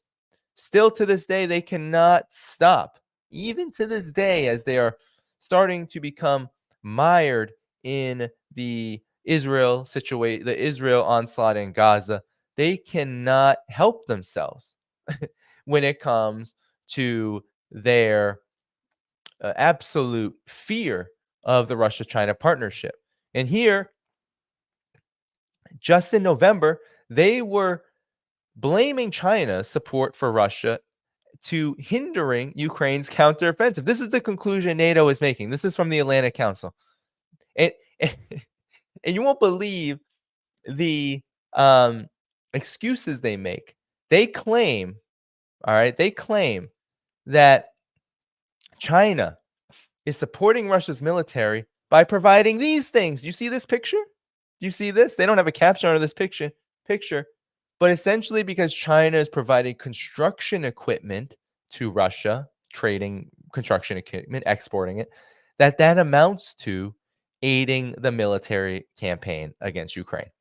But here's what they say. They said Russian President Vladimir Putin last month visited Beijing in October with his Chinese counterpart Xi Jinping as Ukraine's counteroffensive against Russia stalled.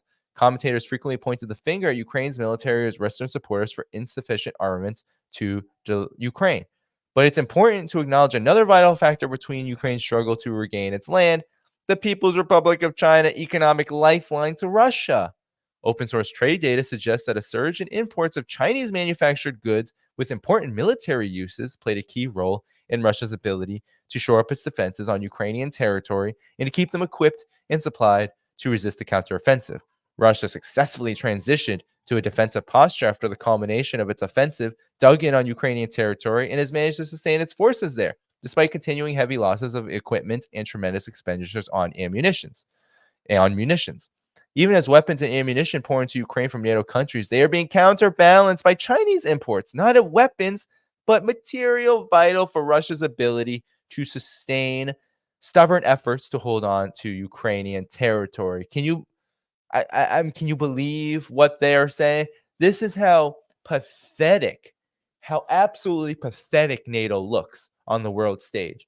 Blaming China for NATO's insufficiency in failures because China is trading in goods, materials vital for Russia's ability to sustain a war effort.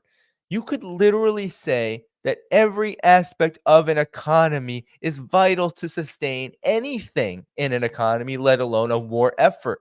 Wars cost money. Wars generally affect all parts of a supply chain across the board. Anyone who studied what happened during World War II, anyone who studied what happens to the United States during the Vietnam War, anyone that studied the US economy since its quagmires in Afghanistan and Iraq, every economist worth their salt will say, those wars actually had a pretty huge and profound impact on the economy as a whole. Why? Well, wars cost money, wars need people, wars basically affect every part of an economy. And here they're trying to blame China for simply doing trade with Russia as the reason why they could not defeat Russia on the battlefield, let alone in the economic war. Though the PRC, as far as possible to tell, has not crossed the red line of providing significant amounts of lethal aid directly to Russia, which the United States has provided copious amounts to Ukraine, mind you, openly available trade data makes it clear that the PRC is providing massive volumes of manufactured goods and technology vital to Russia's war effort.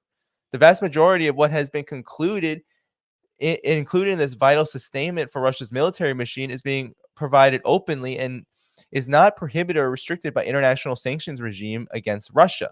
It is legitimate trade, and although Beijing is doing nothing to discourage the trade, it is not even certainly orchestrated. To what extent Beijing is ensuring this flow to Russia as opposed to simply allowing it is unclear. What is clear is that what is being provided is vast in scope and very relevant toward Russia's war effort. Do you see the circles? Well, China is doing trade with Russia, and even though we don't even know if it's at all connected to how Russia is able to sustain itself, we do know it's not crossing a red line, but we do know that, well, it's trading with Russia, and that means Russia is able to better sustain itself on the battlefield. I mean, this is just a way for NATO to include China into its smoldering cauldron of new forever wars. So Chinese made digging, and this is the, and we're not, I'm not even going to read the whole thing, but this is where it gets really juicy. Chinese made digging and dirt moving equipment has literally helped Russia entrench its forces in the Ukrainian territory it occupies. A massive increase in vehicle imports, including super heavy trucks, has likely enabled Russia's war industry to continue producing military vehicles that are key to maintaining combat power for defense in depth. Now, mind you, you have to look at the language here. Likely enabled Russia's war industry to continue producing. Likely. They don't know. These Chinese vehicles also enable Russia's military logistics to keep equipment and supplies moving to the front. A huge surge in ball bearing imports from the PRC, meanwhile, has also enabled the production of tanks. Finally, the continued flow of silicone chips from the PRC has provided key components for Russia to restore its weapons production, enabling Russian artillery, missiles, and drones, for example, to continue raining destruction on Ukrainian counterattack forces and civilian targets alike. Sure. Taken together, all these materials have allowed Russia to put up an effective, resilient, and multi-layered defense against Ukraine's counteroffensive. Take these away, and it's questionable at best whether Russia could have sustained its defense in depth of occupied Ukrainian territory. So, again, China did it. It's China's fault. But this points to the defeat of the entirety. Again, the gambit. It all is connected. They're saying that because China has not followed sanctions on Russia, Russia has been better able to fight on the battlefield. They're making the connections, so we have to as well.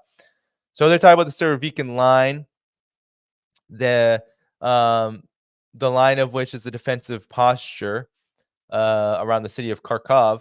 And it says Chinese excavator exports to Russia more than tripled in September 22 when compared to prior year levels and coincided with the construction of the Surovikin line. So they're doing a lot of association building to show that all these excavators and this construction equipment was actually having a direct impact, when really all they're doing is making associations with events that were happening in September 2022, with the trade that China was doing with Russia in 2022.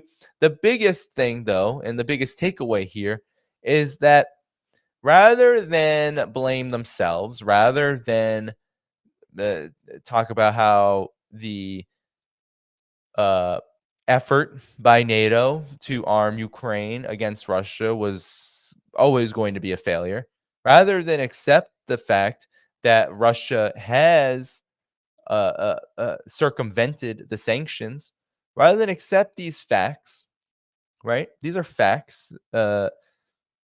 Rather than admit and accept them, and perhaps alter policy to ensure even just stability, let alone peace, but even just the stability of the overall project, they blame China. And it's because NATO has China in its sights and never wants to let it go. And it's also because NATO is also lamenting and arguably mourning the defeat of the sanctions regime. Because I think NATO, if there's anything about NATO, it's that it understands it's not really in the business of winning wars. It's really just an instrument of US foreign policy, which, let's be honest, US foreign policy is not about winning wars. It's about waging wars. It's about sowing chaos. It's about destabilization. And it's about essentially maintaining and hopefully expanding US hegemony. That's not really winning the wars. The wars themselves end up becoming just a means to an overall end rather than having end in and of themselves. That's why Afghanistan turned out the way it did. That's why Iraq turned out the way it did. That's why Libya turned out the way it did. Syria has turned out the way it did. It's because none of these wars were fought. They were fought, of course, with objectives at hand, regime change, some more successful than others in that regard. But in terms of the overall process of winning, which takes a lot more than just dropping bombs, causing terror, and raining chaos across a region or a nation. It takes actually bearing down and stabilizing the situation from whence one came. And that never happened in Libya. It certainly never happened in Iraq. And it certainly never happened in Afghanistan, because the United States was by this point outstretched and outmoded in every particular way. And so when it decided it was done with the war on terror, when it decided that it was done and unable to maximize its spoils in the global south, in particular West Asia, well, it decided that it was time to drop the war on terror. It was time to drop the war of terror on West Asia, at least in terms of its focus, because again, and we have to remember that everything we're seeing in Gaza right now is a byproduct of a US foreign policy regime of many decades, which took over from the colonial regimes of the Sykes-Picot Agreement, etc., which rained colonial terror and hell upon the people of that region. It never ended, so to speak, but the United States shifted its focus. It said, okay, well, we'll occupy Syria. We'll continue to have military installations all across West Asia. We'll sanction Iran, et cetera, et cetera. But now it's time to build up the path to war with Russia and China, because that is the ultimate threat. And ultimately, it was the natural progression of the consequences of U.S. foreign policy itself, where you had more integration, more development, more cooperation occurring between countries in this region and all over the world with Russia and China, because they were fed up with the results of U.S. foreign policy. So again, you see the cyclical nature of this, and you see how the United States, regardless of whatever offensive posture it takes, it really finds itself on the defensive in terms of attempting to achieve these objectives, the main ones being maintaining and expanding its hegemony. That is looking like it is going to be a failed venture from here on out. And so the defeat of sanctions, Russia's victory over sanctions in this regard, is critically important. It demonstrates that, well, for one, NATO is not indestructible. Actually, the entirety of the Ukraine project shows that NATO is actually destructible, that it is not impervious, that it is in fact rife with many weaknesses, many contradictions, that if you are strong enough, if you have the sovereignty, if you have the vision, if you have the support of the world on your side, which Russia had all of those things, then you too can also be victorious. This serves a lesson to what we are seeing now in the world as a region that is ultimately in, I think, more dire straits. We're talking from Asia proper now to just West Asia. It serves as a lesson that the strength required, the sovereignty required, the unity required, all of that is still not ripe in the West Asia region yet to sustain solidarity with the Palestinian cause, to the need of overall stability for the region, peace, and self-determination for everybody. We're not at that stage yet. But if Russia is any lesson, if the Ukraine project is any lesson, it is that it takes sustained and constant valiant resistance, ongoing resistance, to ensure that those conditions eventually happen. And which is why we are seeing an onslaught now, but as many anti-colonial struggles and movements before, as the world order changes now to a multipolar one, I think we can confidently say that the entirety of the United States empire is on borrowed time. And that includes Israel, that includes Ukraine, that includes all of these various conflicts and all these various client states and regimes waging wars on the U.S. behalf, or maybe in conjunction with the United States, like Israel is, that they're all on borrowed time.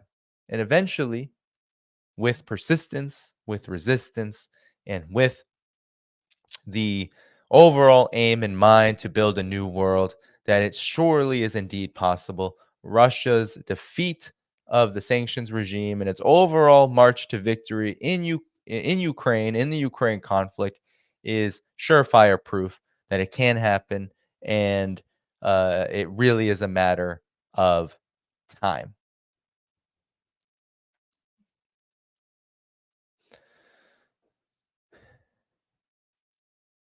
All right, everybody.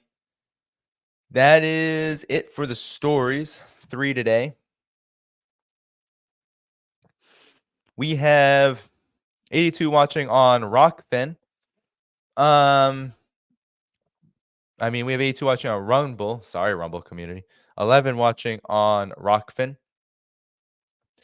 So, yes, follow me on Rumble at Danny Dhaiphong. Follow me on Rockfin at Danny Dhaiphong. That is a great way to support independent media too. Just a few plugs, announcements, and then I will head out with the shout outs, etc. Firstly, support this program. Hit that like button if you haven't yet. We are at that ratio though, so we're good. 1,200 likes to about 1,245 viewers. Thanks so much for coming out tonight. We have sorry about that. We have I have shout outs to give in a bit. Make sure that you subscribe to the channel, hit that notifications bell. And of course, we are heading into the holiday season, so I get there's a lot of holiday festivities and costs are usually bearing down and all of that good stuff, or bad stuff, I should say. But, please do consider supporting this program. Best way to do is Patreon, patreon.com/DannyHaiFong. Link is in the description. You can also become a YouTube member, Substack member for paid annual memberships.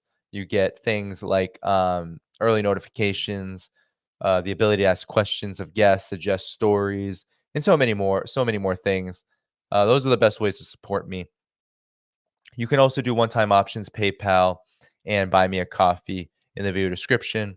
And of course, you can follow me on Telegram, Rumble, and Rockfin for free as another way to support independent media. But the paid ways, those are the best paid ways to do it. And just a few things. So Wednesday, I have Carl Za and Brian Berletic coming on to talk about Asia, China. We'll probably get into Gaza a bit, Israel, Gaza a bit. if there are any new developments. But there's been a lot on the China front that I wasn't even able to get to. I have covered it in past programs, but there's a lot to cover on that front with the Apex Summit, the results of that. We're going to go deep dive into those things. Of course, Ukraine, and we'll probably touch on, well, yeah, we always have to touch on Gaza as well. So Carl and Brian, we will be on Wednesday night. So a couple days. So about Wednesday at this time, 9 p.m. Eastern. So save the date. And people are saying get low key for a master class.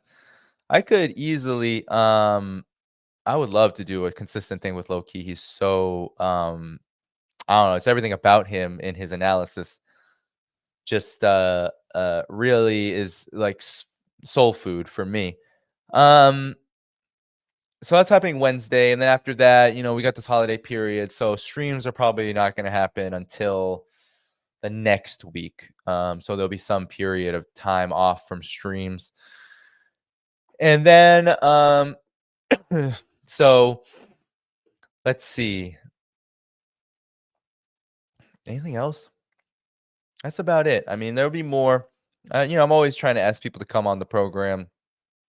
Unfortunately, with the Palestine situation, it feels like busyness, schedules. It's been harder actually to get folks these days. I've been getting a lot of suggestions from Patreon members, so thank you so much for those. Bear with me as I work with the people who I'm asking. One person I've been thinking about is getting Alistair Crook, the former UK diplomat. I mean, he's been going around giving some. He writes sometimes for El Mayadeen. I mean, just incredible analysis. I've been trying to get him. Hopefully, that will happen. I would love for that. He's pretty incredible. But I got holiday season's coming, so I'll be working, but maybe at a little lesser pace. I'll be doing some traveling too. So anyway, that's it for the announcements. Let me get to the shout outs real quick. We got some super chats.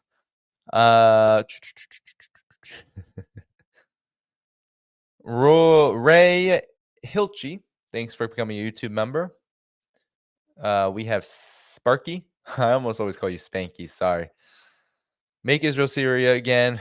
In those Ottoman Empire days, Jews and Arabs got along fine. This is not untrue. It is true. It is true. Before the British mandate, before the UN mandate, there wasn't this kind of conflict. Sparky, make Ukraine Russia again. Don't even leave a patch called Ukraine. Leicester remain NATO and carpetbagger playground, money laundry, plus become BlackRock property. Well, I think we know that that process, unfortunately, is well underway. We'll see what transpires. Thanks again. Sparky again says most Israeli civilians killed on October 7th were killed by the Israeli Defense Force. Not untrue. And then Sparky again, thank you so much for your generosity. Great work, Danny. Thank you. Thanks for your comments. I appreciate the valiant positions. And then we have Sparky again. The U.S. Don't look. You're like the whole super chat. Thanks so much. The U.S. greenlighted their proxy Hamas's October 7th attack, perhaps not realizing how successful it would be, so they made the best of things and blamed Iran in an effort to start a bigger war. I do believe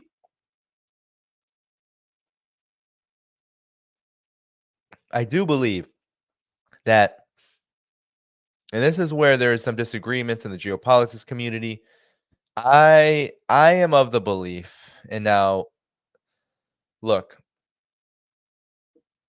it is true that the consequences of what happened on October 7th, the raid, the prison break, what Norman Finkelstein calls a slave revolt. I mean, whatever you want to call it.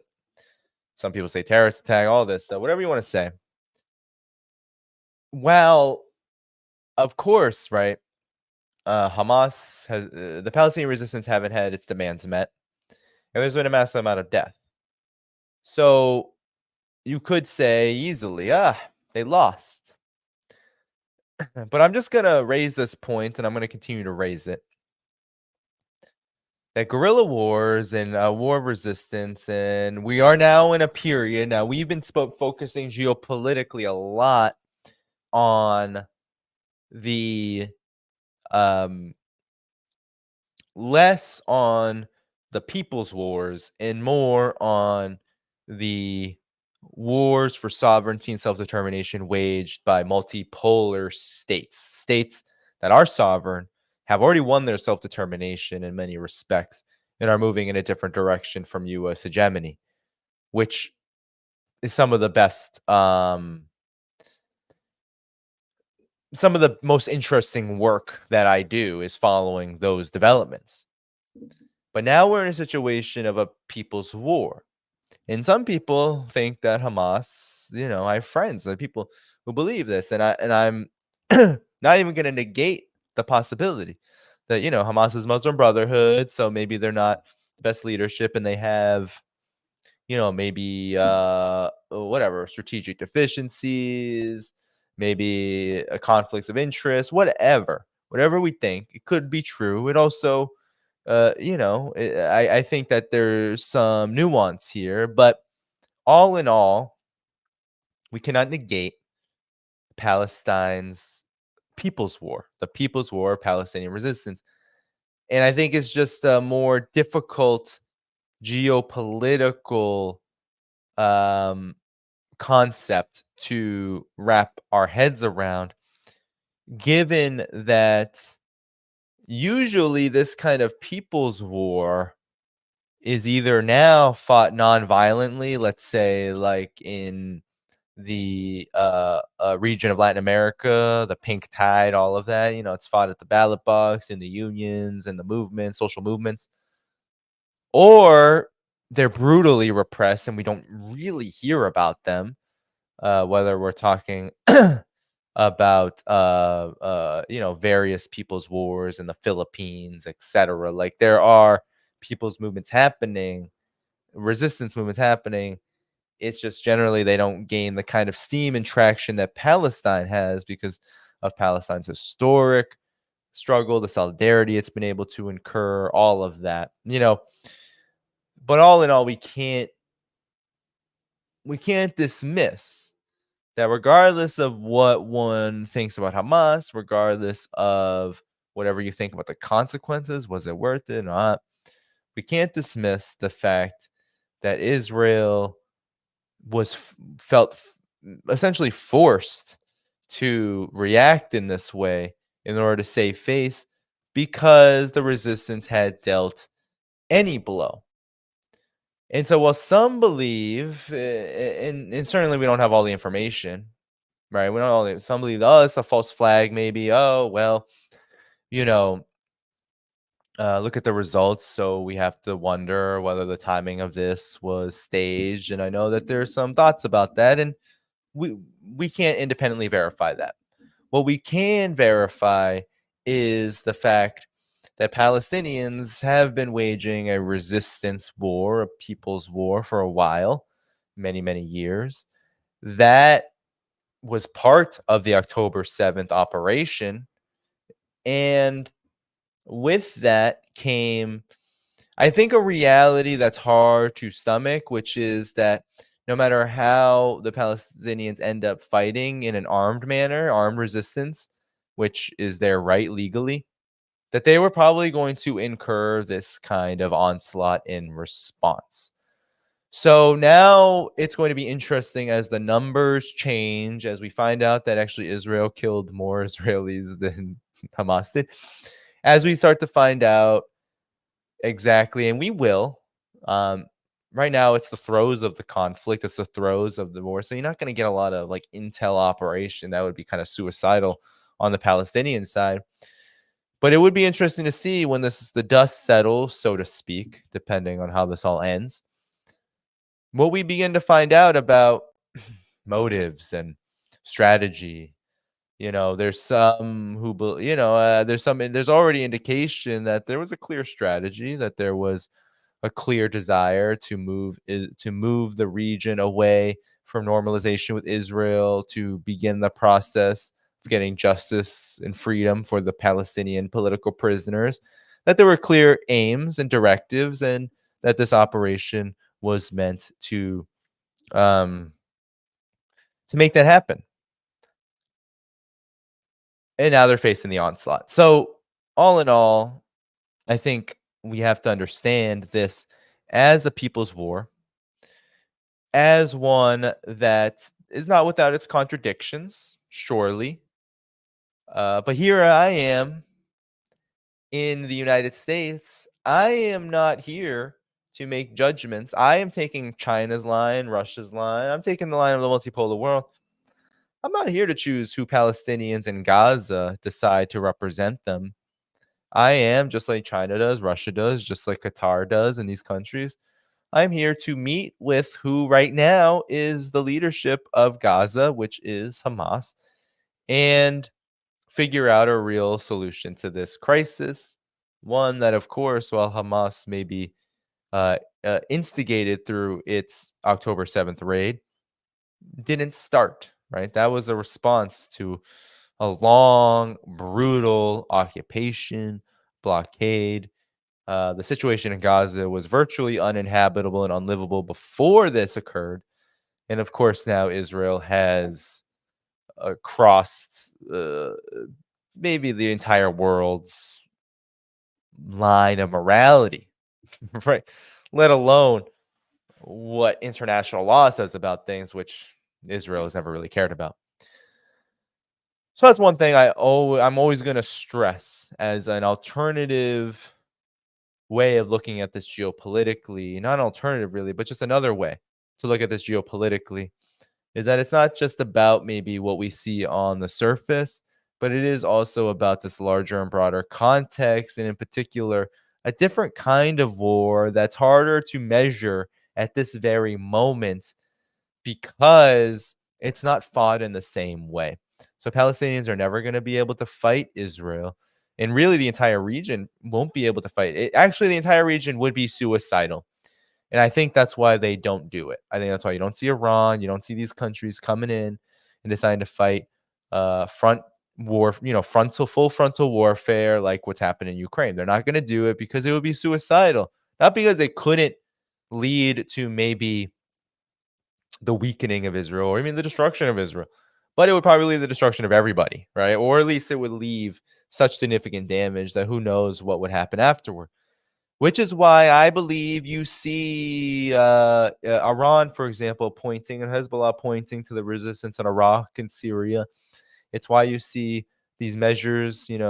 I think Pepe Escobar said on a program, I think it was Kavork Al-Masian on his program, said that Saeed Nasrallah has studied General Giap from Vietnam, has studied anti-colonial like guerrilla warfare, and this is one of the principles: is you never get into a full frontal assault with the enemy. You never decide to take it hand to hand in the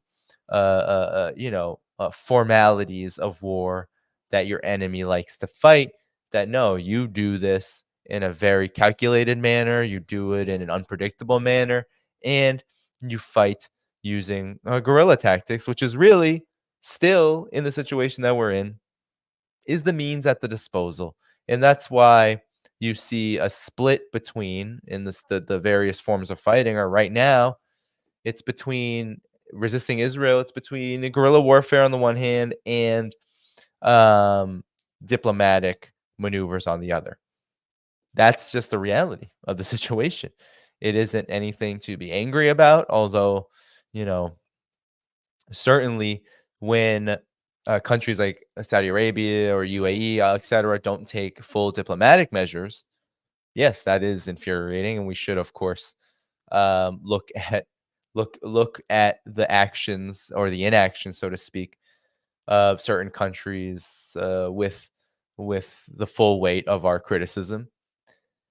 But then again, we can't also expect countries in the region to create a full-scale incinerator conflict, which probably it's unclear if the balance of forces would even lend itself to benefit the Palestinian cause, let alone anyone else's. So that's the complex situation. As low-key said on my program, as Pepe Escobar said on my program, as many have said on my program, Scott Ritter, etc. It's not as if there isn't regional action. It's not as if there isn't solidarity with Palestine. It's just about, how do the balance of forces weigh out here? So with that said, everybody, we have a new member, right to left. Thank you. Became a YouTube member. Appreciate your YouTube membership. With that said, everybody, I should head out of here. I'm going to do, actually, we have CU. CU bought 10 coffees on Buy Me a Coffee. Thank you so much. And we have a new Patreon member, Pablo, for $20 per month. So thank you so much for the generosity. Thank you so much, everybody, for tuning in tonight. There's been a little bit less engagement because I'm going to predict that it's because of the Israel situation. And I'm just going to go out on a limb and say that there is a campaign to silence voices here. So a few things you can do before I go. You can hit that like button, hit that subscribe button, hit that notifications bell. You can, so that's the free ways. And then if you want to become a supporter of this channel, you can go to the video description and also just that general direction, honestly, because you can become a member on YouTube, as a few people have today. Thank you so much. You can also become a Patreon member. It's the best place where you get all the most perks in terms of early access, even some audio tracks that I like to put on there. You can also suggest guests in stories. And lastly, of course, there's Substack, of course, is another option, great one. And there's also one-time options like Buy Me a Coffee. As I announced, people have been enjoying that platform, I believe, quite a bit as a good one-time option and even a good consistent option. And then, of course, there's PayPal and other options in the video description. One last thing I want to say is please do support my Telegram, meaning just follow it. You can find that link in the video description, t.me/DannyHaiphong. China and Geopolitics is the channel. That's a good way to follow me if in case my X account at Spirit of Ho, is gone, because you never know with X, formerly known as Twitter. You never know. So as I said, everybody, we got people heading out. I am going to head out too. I'll be back Wednesday evening with Mr. Carl Zah and Mr. Brian Berletic. We will have a good, full conversation of all of the developments, new developments. Things are changing day by day. And of course, we will summarize all of the various issues happening in the world for you, so you are prepared to change it. Thanks so much, everyone. I will see you all again next time. Good night.